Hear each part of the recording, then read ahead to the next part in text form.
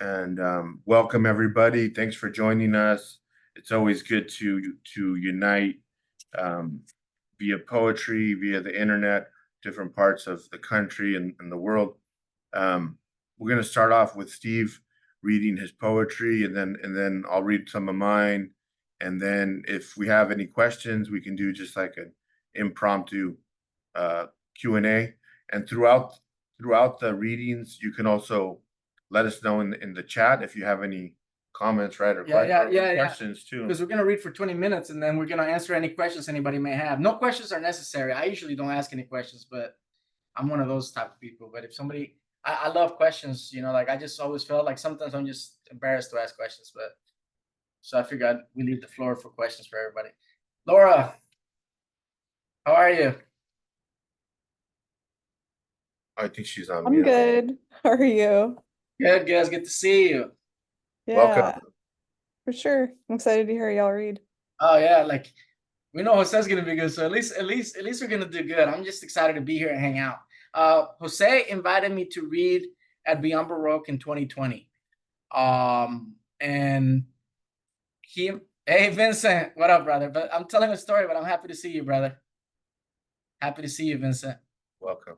But so Laura, I was just or everybody, I was just he invited me to read at Beyond Baroque live, and then something called COVID happened, and I didn't even know what COVID was, and then like the streets are gonna shut down. They shut everything down, and so I'm like, oh man, he invited me, so I'm like, let me go to LA, hang out, and we don't have to have a venue. We can just do technology. We can just do Zoom reading together, just hang out and eat, and like maybe one or two people will show up, or we can record it and people can watch it later. That was because it's just about memories for me. Like I like to read with my friends, poets I admire, but I only read like 2-3 times a year. I'm very like private.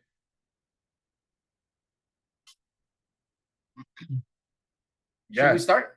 Yeah, I mean, so thanks again. Welcome. I'm going to start off by reading Steve's bio. Um, so Steve's going to read, then I'm going to read, and then we'll have some questions if there's any questions. Open discussion. Steve Castro's poetry is forthcoming in Image, Notre Dame Review, Bayou Magazine, and has most recently appeared in 32 Poems and The Spectacle. His 2019 debut poetry collection, Blue Well Phenomena, was published by Otis Books, Otis College of Art and Design here in Los Angeles, California. Please welcome Steve Castro. Thank y'all. And we're doing 20 minutes each. You have the timer, like. Oh, well, here's the. Oh, perfect. Yeah, I'm simple. I can't even do simple things. So yeah, no, I'm gonna do it. I have two books. I have well, I only have one. It's called Blue Well Phenomena. That's my only published book, and I have a book that's not published. It's called Conejo y Gallo. I'm sending it out there. Hopefully it'll be published someday. But at least I got one in case it doesn't. So I'm gonna read from Blue Well Phenomena for like 10 minutes or so, and then I'll read from Conejo y Gallo for 10 minutes. You want me to tell you when it's 10 minutes so you know when to switch? Yeah, All right, that's dope. That's dope. That. All right, but yeah, I'm so happy to see everybody. Let me see. The first one I'm gonna read is called To Infinity and Beyond. To Infinity and Beyond. He told me that the sky's the limit, and I told him that he shouldn't think so small, and that he shouldn't limit himself to just the sky. He then told me that I shouldn't be so greedy, and that the sky had always been the limit, and that I shouldn't disrupt the order of our galaxy. I then told him that the Milky Way couldn't contain me, and he wanted to know then why I was still living with my parents. And then I told him because my parents are the only ones willing to help me finish my spaceship. And this one's called OM. Like that one. Thank you, bro. OM. OM. Most of us know that old MacDonald had a farm, but few of us know that he also had a Model T Ford, which young Henry, as old MacDonald would refer to his famous friend, had given him after old MacDonald showed young Henry a royal flush. Old MacDonald's favorite food was camel cheese, which he had first tried while traveling with Marlene Dietrich in Ethiopia. So old MacDonald would eat camel cheese with injera, and of course, he would wash it down with some Jameson Irish whiskey, which James Joyce had introduced him to just after the First World War ended. Old MacDonald had a farm, and on that farm he had a few animals, but not as many as it was sung and gossiped about. This one's called The Good Samaritan. the Good Samaritan. He coughed up a lung. It landed on the coffee table. I picked it up and handed it back to him. It was his right lung. As I gave it back to him, he thanked me for handing him back his favorite lung. He must have noticed me eyeing it with keen interest and was perhaps worried that I would ask to keep it.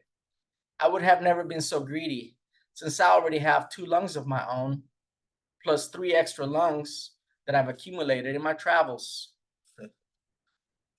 This one's called The Wake.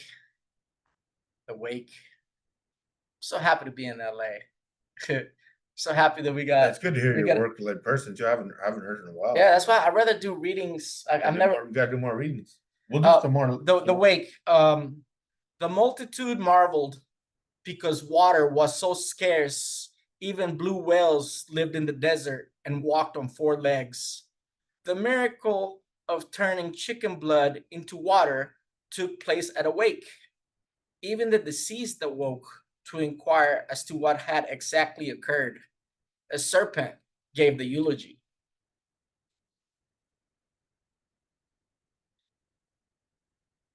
This one's called The Undertaker.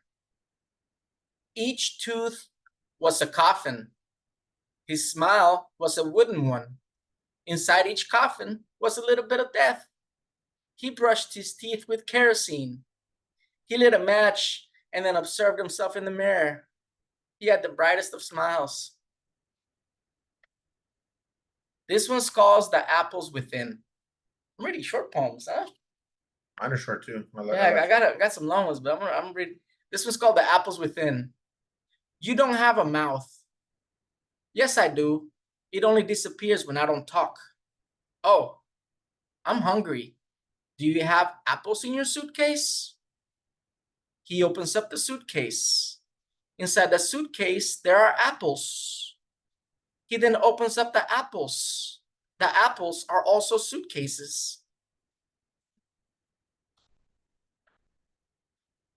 I've told this story before, but Christopher Castro was my first poetry teacher ever. I went to IU to get a Germanic Studies degree, but I ended up taking poetry workshops. And I read my first ever poem. And it was after Italo Calvino, because like Christopher Castro, the first poem I ever wrote in my class, he said, "This reminds me of Italo Calvino." I'm like, thanks, but I don't know who he was. But I didn't realize how great of a compliment it was till like 8-9 years later when I had to read it in grad school. I had to read Invisible Cities in grad school and I'm like, oh my God. And then I remember how I was compared to Italo Calvino, who I've never read. But I ended up, after I read Invisible Cities, I ended up writing a poem after Italo Calvino. It's called Pig in a Poke. Pig in a Poke, after Italo Calvino.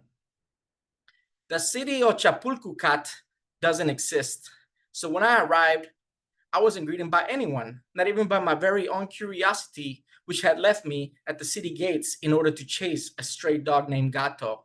The city of Chapultepec had a god who wagered his soul on a roll of the dice. As the dice bounced from the marble wall onto the paved streets of gold paid by the patricide tax, the 2 dice rolled to a stop with its snake eyes glaring at the city god and its forked tongue tasting victory in the air. The god was not the city, which meant that the god was the city, since Chapultepec doesn't exist. In the distance, I saw a stray dog in a rotating spit over a fire pit. The smell was also non-existent. All right, let's see. I'm going to read a poem in Spanish that I originally, my first collection has 3 poems I originally wrote in Spanish. The rest, and then I translated into English. The rest of the poems, 90 something, they're all in English because a lot of, like, my dad doesn't speak English. A number of my family doesn't speak English. So I'm like, well, if I publish a first book, at least they can read 3 of the poems. So I wrote 3 poems in Spanish, and then so I wrote this one originally in Spanish and I translated it into English. So I'm going to read the Spanish version and then the English version. El Salvador del Pueblito. Decían que una quimera vivía en el tugurio llamado Azuitral, adentro de una pulpería donde solo se vendía pan dulce y sangre de cabra. Los chismes y rumores de la gente metiche nunca paran de sorprenderme. Un sacerdote llegó a mi casa, ganada por mi tata en un juego de ajedrez hace 7 años. El alemán que perdió el juego contra mí contra mi padre se suicidó. Bueno, el sacerdote llegó a mi choza y le dijo a mi papá que yo era un gran don nadie que mataba lobos y vendía sangre a brujas. Mi padre me preguntó que si era cierto. Yo le dije que el pasado es el pasado y qué pasa si yo le he vendido sangre de lobo a la bruja de Azuaitral para que la mezcle con leche de cabra para tranquilizar a su quimera para que esa bestia no tenga que ir haciendo alborotos por todo el pueblo. And then I'm going to read the English translation. How am I doing on time? Am I close to 10? You got 3 minutes till 10. Perfect. So this is the poem I just read. I'm just doing my English translation. It's called The Savior of a Small Town. The Savior of a Small Town. I eat a lot in LA. The Savior of a Small Town. They said a chimera lived in a ghetto called Azuitral, inside of a bodega that only sold sweet bread and goat's blood. Nosy people's gossips and rumors never cease to amaze me. A priest came to my house, won by my pops in a chess game 7 years ago. The German who lost that game to my father committed suicide. Well, the priest came to my crib and told my dad that I was a great nobody who killed wolves and sold blood to witches. My father asked me if it was true. I told him that the past is the past, and what would happen if I sold wolf's blood to the Azuitral witch so that she can mix it with goat's milk to soothe her chimera, so that beast doesn't have to go on a rampage all over town.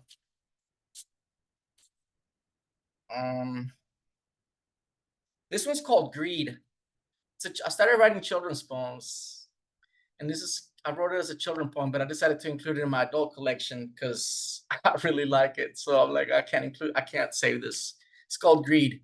Good things when short are twice as good. Baltasar Gracian, 1601, 1658. Greed looked in the mirror and tried to take back the reflection, but couldn't, and cried. That's a children's poem. All right, maybe one more. I have time for one more, maybe? Yeah, you got 1 minute. Okay. I'm going to read one called Trainwreck. Trainwreck. The child was happy, and that is rare nowadays. People don't want to see a poem about a child spilling a red plastic cup full of Tang on Tennessee soil because he's too busy extending both arms straight out while daydreaming of flying over the town of Memphis.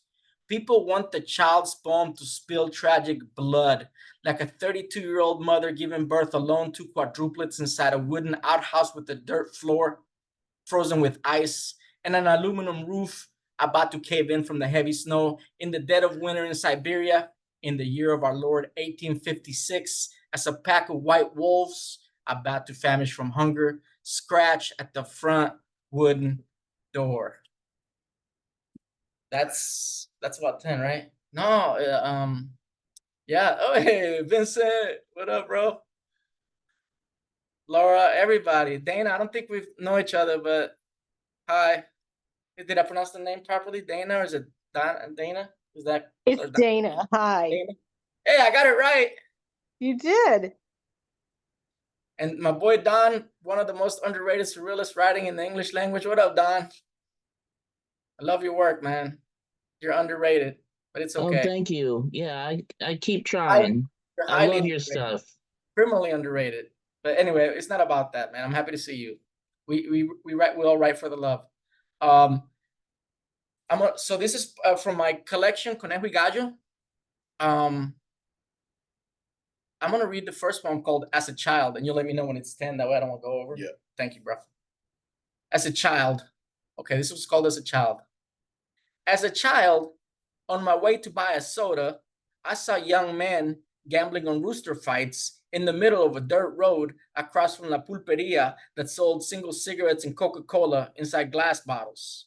The glass they kept, they poured my 12 flowing ounces into a plastic sandwich bag with a straw.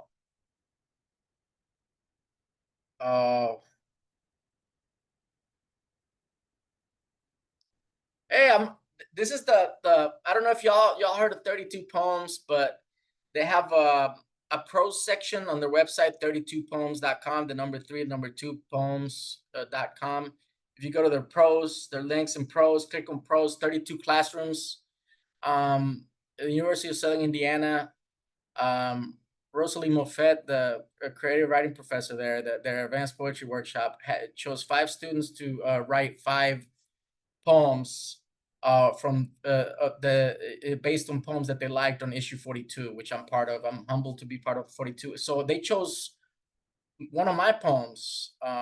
So one of my, it's on the website. So I'm gonna read the poem that. So the first person to ever write a poem after Steve Castro just happened yesterday. So it's never happened before. So in honor of that, I'm gonna read a poem called Defenestration. Defenestration, throwing someone out a window. It's a weird name. I don't know. I don't know why I thought of that. But anyway, I don't know why, but that's anyway. Defenestration. I was daydreaming.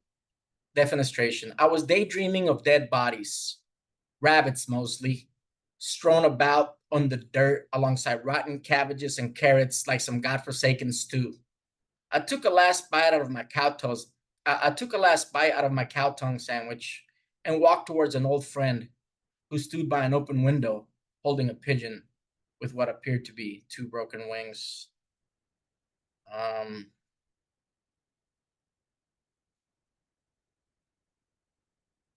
I wrote one called Medusa. It's an ekphrastic poem. I'm a huge. How much time do I have? You got 7 minutes. 7 minutes. I'm a huge fan of ekphrastic poetry. There's a few in my first book. It's quite a few more in my second. And I snuck 12 prose poems in my first book, and I'll probably sneak a bunch. I love prose poetry too, but I'm kind of like down low about it. But this is an ekphrastic poetry called Medusa that I wrote in Portland, Oregon, when I was in the AWP Portland some years back. It's called Medusa, after Hideo Agiwara, 1913, 2007. Looking with your head up, your seductive eyes made it incapable for your victims to look away. You held a snake's head with thumb and ring finger, as if to pluck, as if to feed. No pierced earlobe despite countless fangs. Nipples exposed. Around your luscious neck, jewels as bright as those that adorned Lucifer. There was a sharpness to your silence, like the sword used to slay you. Right. Ooh, I have a. Okay. Ooh, this was called Tal vez no lo puede creer, pero la verdad, la verdad. Tal vez no lo puede creer, pero la verdad, la verdad. The noises coming from the kitchen were unique, like the toenails of our Australian shepherd on our hardwood floors. It's hard to believe being familiar with the sounds a rabbit makes baking a carrot hashish cake, but it was harder to believe seeing the variety wax fruit basket on our kitchen island rot before our very eyes. The patient recovered fully, but sadly he morphed into a toaster, my nurse of a wife said before going down the stairs to trade a little bit of heroin for a little bit of hashish carrot cake. This was called How a Grotesque Silently Earns a Living. How a Grotesque silently earns a living. He held his tongue in his right hand. In his left hand, he held his heart. As he stood still, as if petrified, passers-by would drop coins and bills inside a glass jar placed in front of him. When the jar was full, he'd pick it up with his third hand and use his demonic wings to fly away. How much time? Nice. 5 minutes. Perfect. This one's called While Waiting for Fast Food. Okay. It's a prose poem, so that's why I'm gonna have to scroll when I read it. While waiting for fast food. That will be $4.83, the cashier said.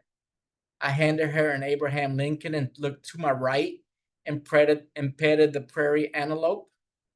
Your large fries are coming, I promised it. An old lady making burgers behind the counter smiled, her gold teeth making me feel poor. I'm rich inside, I told her. She then said, I love your pronghorn. 60 miles an hour, I replied. She showed me her right forearm's cheetah tattoo, and while pointing at it said, fastest land animal. A teenager behind me pulled out a bullet from his charcoal trench coat pocket. An average bullet travels 1,700 miles per hour, he said, as rays of light burst through the pane glass window.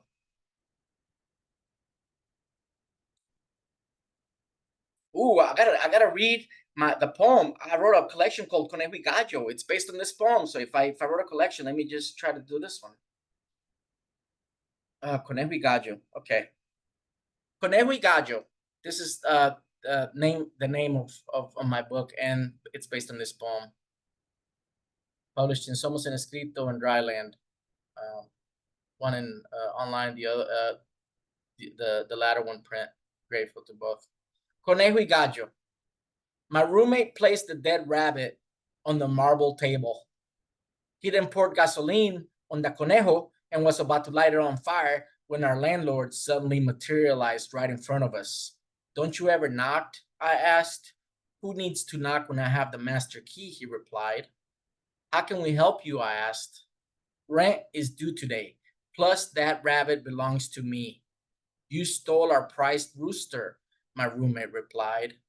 The landlord took a miniature red rooster out of his coat pocket and set it on the marble table. Should I pour gasoline on el gallito and set it on fire? The landlord asked. You should drown it in the bathtub, the dead rabbit suggested. The three humans nodded in agreement. The rabbit smiled. The rooster wept. I also write documentary poems every once in a while, and I sneak them into, and this is one of them. This is a documentary poem. It's called Bartering Unbeknownst. Bartering Unbeknownst. Our bartering unbeknownst. I went to say R, but I said something else. Sometimes my Spanish comes out unintendedly, and I'm like, I can't pronounce certain words. Our small farmhouse in Salitral, Costa Rica, has been broken into on a few occasions. The most memorable one was when mi tata noticed the thief had taken his bowl of homemade spaghetti from the fridge, but the thief forgot their machete on the kitchen counter. So yeah, trading a bowl of spaghetti for a machete, it happens, I guess. I'm good. I'm like 1 minute. last poem. I'm gonna end it with a thank you. And there's probably comments. There's 5 comments. We can look at those later. Yeah. Because I don't even know when I get my phone, I can what are they saying? Because I don't want people They're thinking there that, right there on the side. oh, okay, cool. That's fun. There's a damn good. Oh man, thank you, Laura. I appreciate you. Everybody, man. Don, I'm just happy that everybody's here. Like, appreciate it, Laura. You already know. I'm gonna you already know how I feel about you. You know I'm a fan, right? Like, anyway. And Vincent's a dope poet too. I'm just blessed with, there's a lot of really good generation. There's a lot of good poets right now. Like, there's like too many probably. Like, there's so many dope poets, and I'm like so happy. But let me just read a poem because I gotta go. My last poem, it's gonna be Central American Savagery. So I ended with another documentary poem. This was pulled in Palabritas, Harvard College, so grateful to them. Central American Savagery. I wish I were a man, my mother told me in Spanish, because then I would have been able to defend that helpless dog. She then told me how when she was on vacation in Nicaragua in broad daylight at a public park in front of a number of bystanders, a man picked up a stick and started beating a dog to death for no reason. My mother was visibly upset while telling me this story. As a man, I wonder what I would have done. I probably would have watched from a safe distance. I would have watched from a safe distance, wishing I had Athena's courage to intervene. Man, honored. Wonderful. Now, the star of the evening. Who? You're the star, bro. Stop it, bro. No, that was great. Thank you. Jose Hernandez Diaz is a 2017 NEA Poetry Fellow. He is the author of The Fire Eater, Texas Review Press 2020, Bad Mexican, Bad American, Acre Books 2024, The Parachutist, Sunburst Publications 2025, and Portrait of the Artist as a Brown Man, Red Hand Press 2025. You want to talk about couple of other books you're No, that's all good. you just keep it to the ones that are published? Yeah. He's got more forthcoming. You're gonna see 2 or 3 books getting published within the next 3 to 5 years. You're gonna probably see like 3 books get published. Hopefully, man. I believe it. It's gonna happen. I appreciate it. Yeah, thank you to Steve. Thank you everybody for being here. Steve, just a singular style, very unique, aesthetics and style you're working with, and I'm excited to see the next manuscript get published, which I'm I hope it 100% happens. sure it will. I hope it And happens. yeah, now that makes me want to go find your book in my stack of books at home, and because I need to reread that because your work is just dynamic and the voice is, like I said, singular and memorable. Yeah, bro, it's an honor. So Thank you. so a lot of work is published and everything, but like to stand out and have like a unique style is really just something Coming from you, bro. that's just Appreciate it. hard to teach, bro. You know I'm So a thank fan. you I'm a fan. Bro. again for the invite, for being here in LA. Welcome to LA. I'm here because of you, bro. What's that? And my boy Regis, if he ever sees this. Yeah, I mean, he came here at perfect time. It just started to get sunny again, and Dodgers playing the Angels in the Freeway Series We need to watch that. at 7 I'm a p.m. former intern with the Los Angeles Dodgers. No, I think Vinny likes the Giants. Yeah, he likes the We're Giants. Dodgers fans here. No, the Giants, that they're a say what you will, they're a rival, but they're a classy organization, bro. Seriously, honestly. And Barry Bonds was And back in the Bonds, day. yeah, and they just lost Willie Mays too, who's Yeah, rest in peace, who's bro. a Giant, Legend, bro. legend. So RIP. Yeah. So thank you again, everybody, for joining us. I'm gonna read from my forthcoming collection. From my latest manuscript. It's called The Lighthouse Tattoo, and it's unpublished. This first one is called Barcelona, 1933. Dali is painting. I say, wow, that's a good painting. However, in my head, I'm thinking, he's good. He's odd. No, he's intelligent. Picasso walks in from the patio. I say, Picasso, where is Olga? He starts swinging. Picasso has a good jab and knocks me back. Then I tackle him because I'm Chicano. Dali gets upset. He is like a demigod to us, so we stop. We start drinking coffee, mocking society, but loving society. Then Brock walks in. We say, who the hell are you?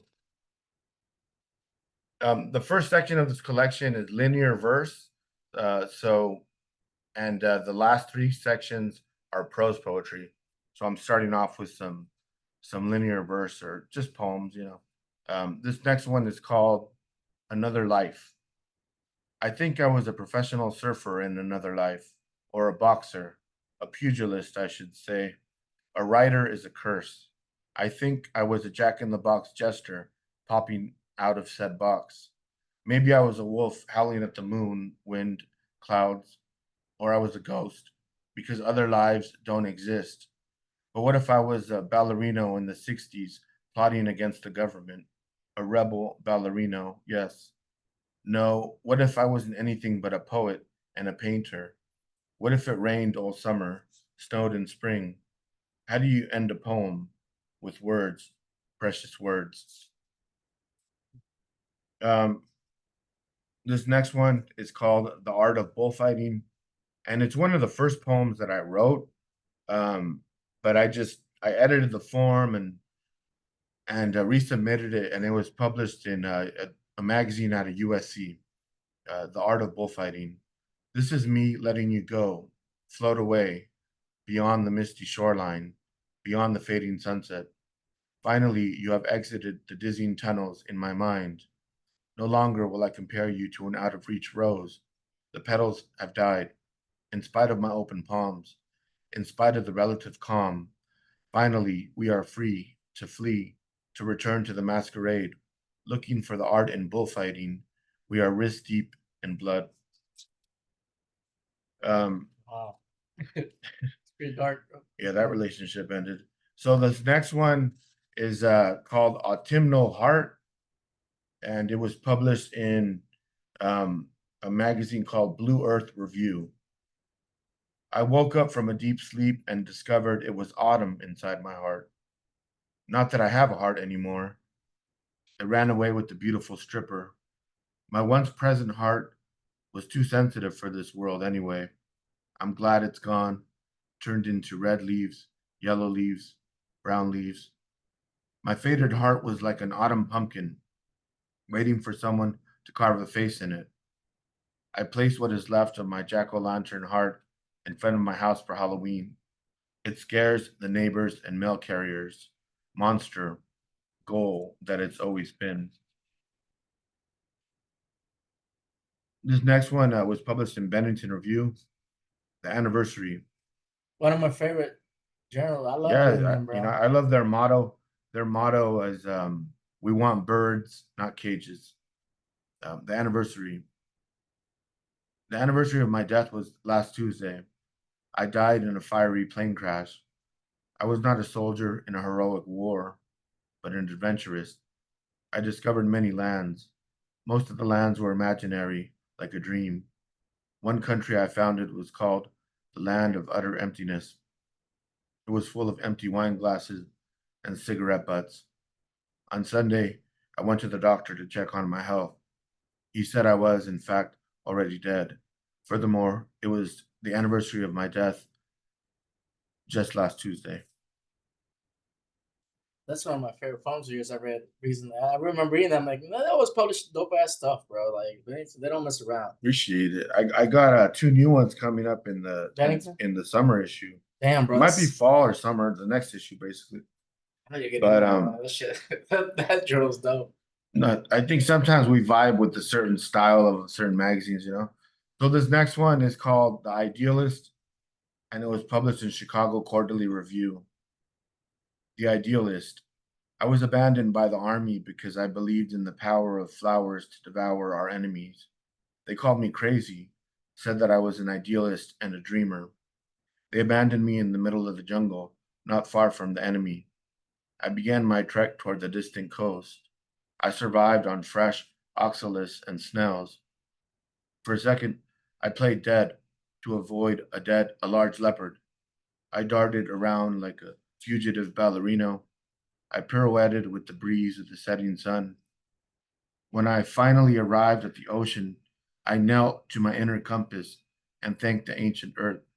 Tomorrow, I'd build a raft and sail away for freedom. This next one, my abuelita just turned 94 years old. She's in Guanajuato right now celebrating. I saw, And I saw her on I liked your post when you Yeah. posted it on Instagram.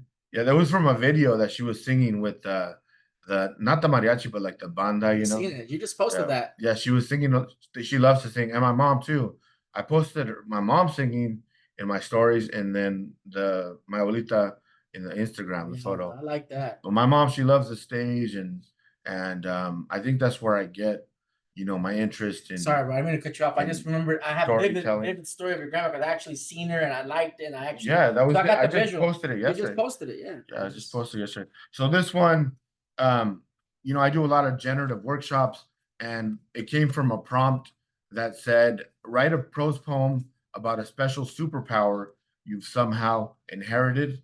And so this one is called Abuelita's Prayers. After my abuelita prayed for me, I was suddenly cured of all susto. I no longer feared small talk at the grocery store. I no longer feared standing in front of an audience and reciting depressing poetry. After my abuelita made the sign of the cross on my forehead, I let go of all irrational fear. I applied for jobs I barely qualified for. I had the confidence of a mediocre white man. I could win them over in the interview, I thought. My abuelita, the darkest one in the family, the one I resemble the most, from Michoacan. Well, she was born in Michoacan, but she moved to Guanajuato. She cured me. I am no longer afraid. Susto no longer part of my vocabulary. I march along beneath the sun, ready to conquer. Adelante, siempre, adelante. Since I'm reading a lot of new stuff here that I haven't read before, I've been reading Spanish poetry in the morning, and That's dope. try to improve my reading in Spanish, and so I'm gonna try to read a poem from memory in Spanish. Yeah, I mean, I'll probably mess it up. Don't worry about But it. I got so you. some of the words, like there's a word called what word is it? I forgot the word, but you'll see I might pronounce it wrong. And this is from Vicente Odobro, and I'm trying to read from memory, and it's called Arte Poética. Que el verso sea como una llave que abra mil puertas. Una hoja cae, algo pasa volando. Cuanto miren los ojos, creado sea, y el alma del oyente queda temblando. Inventa mundos nuevos y cuida tu palabra. El adjetivo, cuando no da vida, mata. Estamos en el ciclo de los nervios. El músculo cuelga como recuerdo en los museos. Mas no por eso tenemos menos fuerza. El vigor. See, that's the word I don't know how to pronounce it. Vigor. Yeah.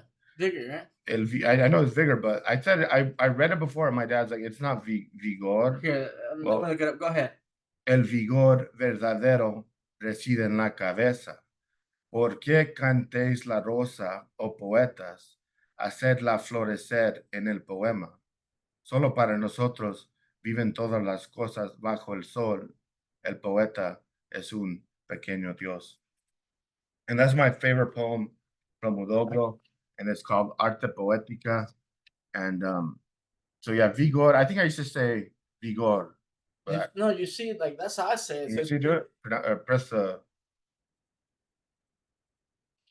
yeah, Okay, I That's think how- I was saying it no, wrong for a no, little no, while, it's- but then I figured out how to say it. that's how I pronounce it. I was Vigor. when I pronounced it, but I thought I had it wrong. But I looked it up because It's that's how we say it in Costa Rica. Yeah, it's not really a word that I use in my daily, But know, yeah, Spanish. because that's why I but said. so anyways, thank you for Oh, letting sorry. me read that one from memory. I don't really memorize a lot of poems That's pretty genius, bro. English or Spanish, but for some reason, I think the musicality of Udobro and what he's saying there about the images work and el músculo cuelga en el museo como recuerdo, like trying to say like we are in a cerebral age as opposed to a physical. Can you repeat the first few because it was so beautiful, but I already forgot. But I got to that. Can you repeat says, the beginning of it in Spanish? Yeah, it says que el verso sea como una llave que abra mil puertas. The poem, Let the verse be like a key that opens 1,000 doors. The verse you're talking about, like the verse the like poem, yeah, yeah. que el verso sea como una llave que abra mil puertas. Una hoja cae, yeah, algo leaf pasa falls. volando. See, and it goes flying. Yeah, that poem, but the opening about the But keys. it's like it has a musicality to No, it. but the opening 1,000 doors with the key. That shit. That was like when you said that, I was like Well, already blown. He Like, had a theory of like creationism. That was a- That's where that comes that's from. a hard opening, bro. Like you open that poem, you're gonna Bro, read it all the way through. Udobro was tough, bro. He was That's a dope beginning, bro. But it was back in the day, but so anyways, thank you for letting me read that one. How much time do we have? At least till 40. I mean, I don't want to, Right. know. Let me do a couple more. But I interrupted you for like 12 minutes, so you can read as long as It's you all want. good, bro. I mean, just Read till 6. Yeah, but just you read one or till. so this next one here is called Dreams of Conquest. I've been having a recurring dream of Hernan Cortez and Cuauhtemoc fighting it out with swords and macahuitos and shields. My therapist tells me she thinks I'm trying to make sense of my culture and the world at large, as if life should be fair. Fair enough, I tell her, but I don't care who wins anymore. I've had enough. I'm 37, so I wrote this 2 years ago. I'm 37. I just want the fighting to stop. Why can't they just play chess? I tell her. What about a friendly game of basketball or that famous Aztec pelota game? No, wait, someone always dies in that game too. I don't want to be obsessed with death anymore, I tell her. I just want to laugh, paint, and enjoy the California weather. As far as dreams go, I tell her, I'd be fine if I just slept through the night.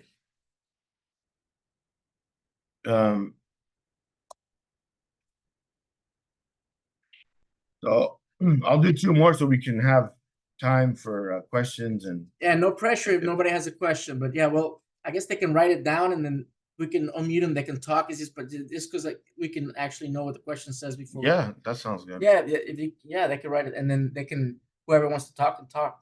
Okay, this next one was published in Zocalo Public Square, the palm tree piñata. I just thought about the image of piñata, and I wanted to specify a palm tree to sort of symbolize Southern California. The palm tree piñata.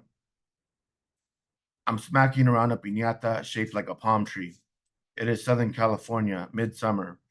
The palm tree piñata is swinging back and forth beneath the bright summer sun. It is my birthday. I'm 38 years old, so I wrote this one a year later from the other one. I'm 38 years old. I don't always act my age, yet I am wise beyond my years, people say. We're having a party to celebrate. A few of my childhood friends are in attendance, and many Mexican cousins. We are drinking a mixture of Mexican beers, trendy hard seltzers, and sangria. Finally, I give the palm tree piñata a final smack, and it explodes. Out of the piñata comes falling loteria game sets and Mexican dulces. I pick up a dulce and start chewing. As the sun sets on the west coast, we play rancheras, cumbias, hip hop, and oldies well into the night. The moon rises like cigarette smoke. So this is my last one. Thanks again, everybody, for being here. Sort of losing my voice, so it's good to end on this last one. Perfect. This one was published in Hey, sorry. yeah. Matt, what up? Sorry. Yeah, sorry, I just got excited. No, welcome, welcome. And I don't know how many people we have. Is that just there or the new people just show up at I the bottom? think it should be. Because I don't want to say like, did I miss somebody? But I don't really know. But It normally says somewhere here, but since anyway, I just saw like Yeah, I think I just that's saw fair. Matt. I'm like, hey, like I didn't know he was here. so this one was published in Litro magazine in London, The Human Tree. And it was also translated into Spanish. Well, I translated into Spanish, and it was published in Periódico de Poesía from UNAM in Mexico City. The Human Tree. I started growing tree branches out of my head and hair after my girlfriend broke up with me. She said I was a lost soul and a bad seed. I told her I'm talented, just a bit disorganized. That's when branches began to dangle from my forehead. Eventually, lush leaves bloomed from the brown branches. I was turning into a tree, all right. I accepted it. After all, I was indifferent, a lost soul, one could say. What did it matter if I had crossed over to plant life? I was alone. Perhaps a bluebird could live among my branches, so long as a woodpecker doesn't destroy my bark. I'll be fine. I'll survive. I always have. Thank you. Job, brother. Thank you. Yeah, we try to keep it 20 minutes each because I could go for like 2 hours reading. I'm long-winded. So like thank everybody. And like of course, if there's no questions, we'll probably let you go and I'll let Jose have the last word. But if there's any questions, you can just type them out to everybody and then we'll answer and you can unmute you. But if there's no questions, then we just let go and say hello, goodbye to everybody. So any last words? I don't think. I have a question, but I'll type it. Okay. The only part is like now we have to be able to answer it. Yeah. I'm paranoid now that I won't be able to answer it. I'm like, How did you become interested in surrealism? as a child, it was more through movies and shows. El Chavo del Ocho. It's satire. Surrealism, it's similar in the sense that you have shows that are very speculative in nature, like Burbujas, which is a bunch of people dressed in animals like in outer space, and then you have like the Smurfs. You have things like Transformers, which is like, and then just like Thundercats. A lot of like the surrealism comes from influences of Ultraman, Japan. So it comes from like Japan in the United States and Mexico. So growing up, my surrealism influences were those three countries because that's the shows that I watched. And then when I moved to the US when I was 10, I moved to the US and then I'll let you switch. I'm being long with it. When I learned English, take your time. I learned English by watching 3 movies: RoboCop, which is science fiction, and then you have Howard the Duck. It's like that's some like what is this? Cirilla? No, that's science fiction. Donald Duck? No, Howard the Duck. I never heard of Howard the Duck. It's a duck that talks, and the other one was He-Man Masters in the Universe, which would fall under fantasy, I would say. But yeah, that's like but a lot of that stuff's like surrealism, like just really weird stuff that happens in fantasy and stuff. So that's how I got into Like this Star world. Wars and stuff like that. Yeah, just Star Wars, like everything, all those weird The shows. 80s, huh? The 80s. Yeah, like 86, 87. That's when I was 10, and then that's how I because I didn't started writing poetry till I was 30 years old. I didn't even become a poet till I was 30. Yeah, a great question. For me, I had heard of surrealism first from my friend. His name was Mikey Perez, and he passed away. But he was a great graffiti artist, but he also did canvas work. And at the time, we were like in our early 20s, and I didn't understand his style, but I really liked it. It spoke to me, and is what I would call now a surreal painting. And but it had Mexican imagery, like roosters and Corona cervezas and like different Mexican American imagery from our neighborhood. And I asked him, who are your influences? How would you explain it? And he told me that he liked surrealism from a Mexican American perspective. And he said his favorite painter was Dali. And so it just kind of lingered with me. And I just thought it was fascinating. And I was studying more of the painting at first, Dali's paintings and the different Spanish surrealism, Miro, and different European, mostly surrealism. I didn't study a lot of the American paintings back then. Just got what I got from the library, so it wasn't as contemporary. And then, so I always credit my friend with teaching me that.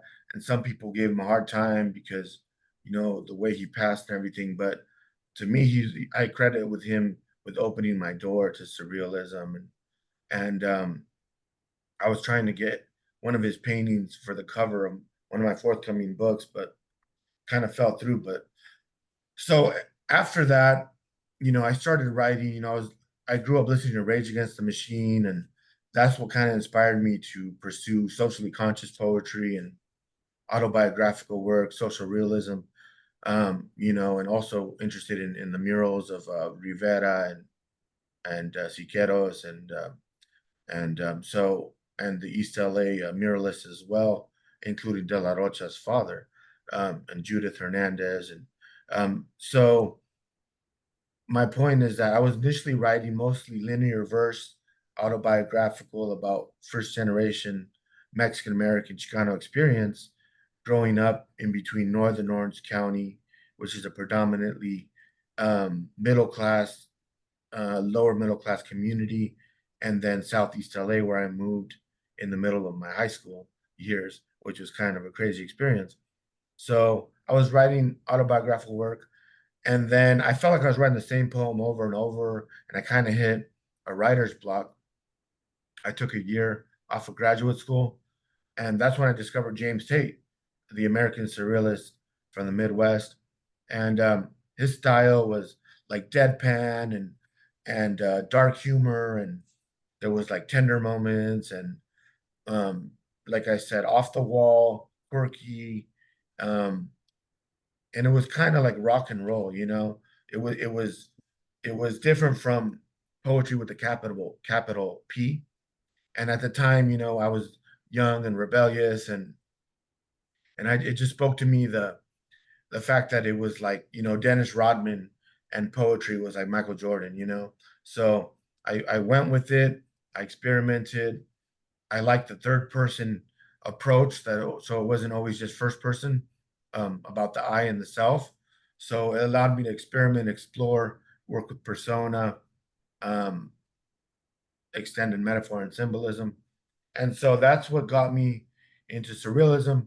And just from there, I started to write my own style and sort of incorporate some of the realism into the surrealism. So I would put like Mexican American imagery. So I have a prose poem called El Sombrero, where I'm walking along the coast and I fall into the ocean, and then I start I get saved by jumping into my sombrero, which obviously is a surrealist leap, right? That's not possible. But so I started incorporating like the Mexican American imagery with surrealism and sort of found some interesting territory there to explore.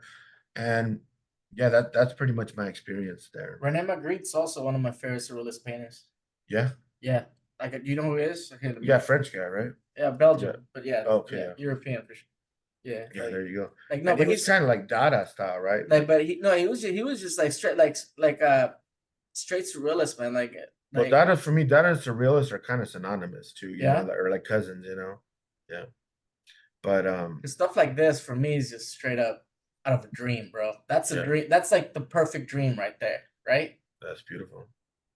Anyway, sorry. I just Dali and Magritte, they're two of my favorite surrealist painters. I think I was influenced early on by James Stade and Bob Hickok. If I had to name poets like that, because my first poetry workshop was with Christopher Citro, and he had us read books by Hickok and you know, like so. Indiana. Animal right? Soul, yeah, Animal Soul is a contemporary classic. I read that. I'm like, what is that? I haven't read too much of his work, but I Yeah. have what I have read. I've liked it. You The, need to the read quirky voice, you know. Animal Soul. That's what I would read. That's a classic. Like, and Uh, I read Tate. What was it? The Worship of Worshipful Company of Fletchers. yeah, Worship But of also, Company of like Fletchers. talking about the painters, there was an English lady that moved to Mexico, Leonora Carrington, who was also a prominent figure in Frida Kahlo, of course, of that period of surrealism. But yeah, that's our time, right? I guess there's no more questions, but thank you everybody for joining us. We're long-winded. Sorry. I hope you enjoy your weekend and take care. Yeah. Hey, can I say? Yep. We're gonna let you go, but I have one more poetry reading. I can't say with who, but but I'm excited of the year to end the year. I have to talk to them, but I have one more poetry reading that's they already agreed, but there's no details, so I can't make it live till. But I'm hyped. I'm hyped. This person's like Hosea the genius. Like I get to read some really cool people, even though I don't read that often. So thank you everybody for coming. Matt, everybody, Dana, it was a pleasure. My boy Don Vincent. What up, bro? Your first book was fire too, but like I don't know, like, but yeah, so how do we end this? Do we just, Also, like, I go- was just gonna say tomorrow, if you're in the LA area, I'll be in Claremont, fourth Saturday's poetry series. The reading will start there at 2 at the Claremont Library. And thank you, everybody. See you online. Take care. Thank you. Thank you. Take care.